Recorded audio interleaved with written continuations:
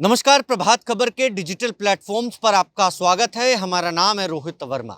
BPSC 17वीं परीक्षा चल रही है। री एग्जाम जो बापू परीक्षा केंद्र में लिया गया था और उसको बाद में रद्द कर दिया गया, उसको लेकर आज री एग्जाम रिशेड्यूल किया गया और पटना के 22 सेंटरों पर वो परीक्षा चल रही है। कड़ी सुरक्षा है और एक नजर डालने के लिए हम पहुंच चुके हैं पटना के गर्दनी बाग, जहां पर 16-17 दिनों से लगातार बीपीएससी अभ्यर्थी बैठे हैं, जमकर इसी जगह पर बैठे हैं। कड़ाके की ठंड है, ठिठुरन वाली ठंड है और कंबल लेकर ये अभ्यर्थी बैठे हैं। अब तो आज डेट भी आ गया, अभ्यर्थी भी एग्जाम देने के लिए जा रहे हैं। क्या कहेंगे? अब तो एग्जाम भी नीतीश कुमार ने कैंसिल नहीं करवाया, बीपीएससी ने कोई भी संज्ञान आप लोगों को लेकर नहीं। हम सब लगे रहेंगे। बीपीएससी आयोग चेयरमैन जो है नीतीश सरकार से हम विनती करेंगे एग्जाम पर कुछ निर्णय ले। अब क्या निर्णय होगा? अब तो एग्जाम हो गया ना। हम सबका लगा रहेगा एक ही मांग, री एग्जाम। एक ही मांग, री एग्जाम, यही मांग है। अच्छा, एक ही मांग, री एग्जाम। आज तो 4 तारीख भी आ गया है और एग्जाम भी चल रहा है। अब आगे क्या होगा? एग्जाम चलने दीजिए, हम लोग अपनी लड़ाई लड़ रहे हैं। 18 तारीख से आगे भी यहाँ लड़ते रहेंगे, दूसरे फ्रंट पे भी लड़ेंगे। जुडिशरी 7 तारीख से कोर्ट ओपन हो रहा है, वहाँ भी हम लोग जाएंगे। तो हर मोर्चे पे हम लोग लड़ाई अपनी जारी रखेंगे और री एग्जाम तो होना ही है। 17वीं बीपीएससी पूर्णतः रद्द होनी ही है, क्योंकि ये लोग जो कर रहे हैं नॉर्मलाइजेशन नहीं करेंगे। इसका नोटिफिकेशन निकाला पहले 6 तारीख को, लाठीचार्ज करने के बाद आपको ध्यान होगा। और अब ये नॉर्मलाइजेशन को दूसरा नाम दे रहे हैं कि हम स्केलिंग करेंगे। स्केलिंग को मुझे समझाए स्केलिंग क्या होता है। जितना मुझे समझ है उस हिसाब से स्केलिंग मेंस में ऑप्शनल सब्जेक्ट के लिए यूपीएससी करती है।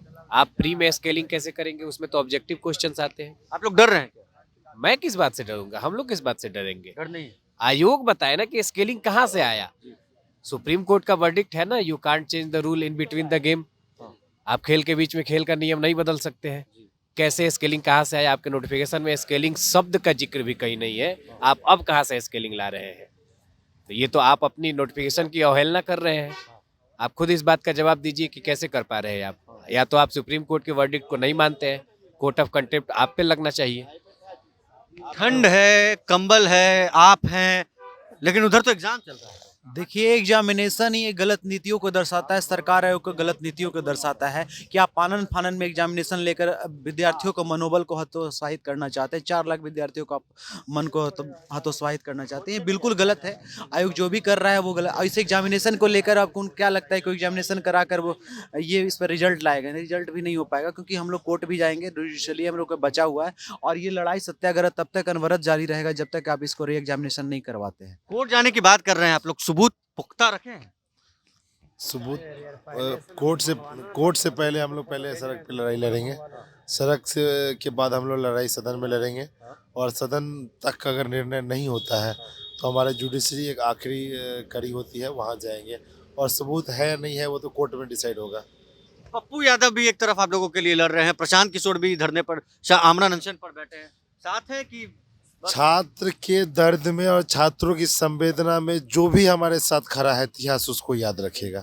आप लोग हैं पप्पू यादव, प्रशांत किशोर। देखिए, जो भी हमारे जितने भी विपक्षी पार्टी के लोग हैं वो सभी लोग हमारा समर्थन कर रहे हैं, लेकिन शांतिपूर्ण से अगर समर्थन कर रहे हैं तो उनका सहयोग हमारे लिए आभार तुलनीय है। हम उनका आभार करता हूं, आभार व्यक्त करता हूं। वो हमारा साथ देंगे, छात्रों के साथ खड़े हैं तो उसके लिए आभार व्यक्त करना जरूरी बनता है। दूसरी चीज़ें मैं ये कहूँगा कि प्रशांत किशोर जी आमरण अनशन पे हैं और हम लोग इससे पहले आमरण अनशन पे हम लोग थे।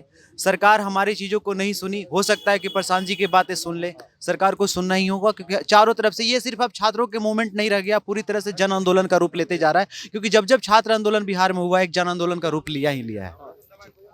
क्या यहाँ पर बैठे हैं और लग रहा था कि री एग्जाम होगा, अब तो री एग्जाम भी हो रहा है। इससे कोई फर्क नहीं पड़ता री एग्जाम से। मैं बता दूं कि उनको कहीं ना कहीं सारे सेंटर पे एग्जाम लेना ही पड़ेगा, क्योंकि हम अगर बात करा जाए, देखिए कहीं ना कहीं सुप्रीम कोर्ट के बात का भी वो अवहेलना कर रहे हैं। सुप्रीम कोर्ट का एक वर्डिक्ट है कि खेल के बीच में खेल का नियम नहीं बदल सकते हैं।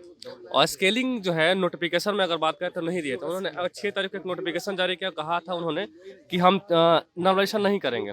मैं आपको दिखाना चाहूँगा, उन्होंने कहा था कि हम नॉर्मलाइजेशन नहीं करेंगे। लेकिन स्केलिंग भी एक पार्ट होता है नॉर्मलाइजेशन का ही। वो आमतौर पे यूपीएससी जैसे मेंस में ऑप्शनल सब्जेक्ट के लिए स्केलिंग किया जाता है। ऑब्जेक्टिव कोई भी पीसीएस एग्जाम आज तक स्केलिंग सब नहीं है, स्केलिंग हुआ ही नहीं है ना। उसके बाद देखिए सचिव महोदय ने कहा था कि नरेशन ही स्केलिंग के आधार पर रिजल्ट आएगा, है ना। कैसे स्केलिंग करेंगे आप? नोटिफिकेशन में क्या स्केलिंग शब्द का जिक्र किए हैं? अगर नहीं किया है तो क्या आप सुप्रीम कोर्ट से ऊपर हो गए? सुप्रीम कोर्ट का बात आप नहीं मानिएगा। सुप्रीम कोर्ट का सीधे कहना है कि आप खेल के बीच में खेल का रूल नहीं बदल सकते, इसका मतलब बदल रहे हैं, इसका मतलब सुप्रीम कोर्ट की बात का अवहेलना कर रहे हैं।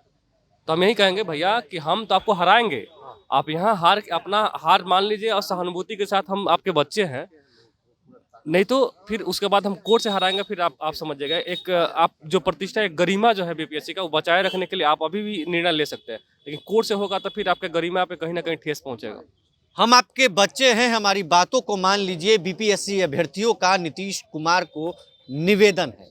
और ऐसे में एक तरफ जहां एग्जाम चल रहा है और दूसरी तरफ ये ठंड में कंबल ओढ़ कर पटना के गर्दनी बाग में ये बीपीएससी अभ्यर्थी डटे हुए हैं। अब सरकार का आने वाले दिनों में फैसला क्या होगा, ये देखने वाली बात होगी। प्रभात खबर के लिए पटना से रोहित वर्मा। प्रभातखबर.com, विश्वास वही, रफ्तार नहीं।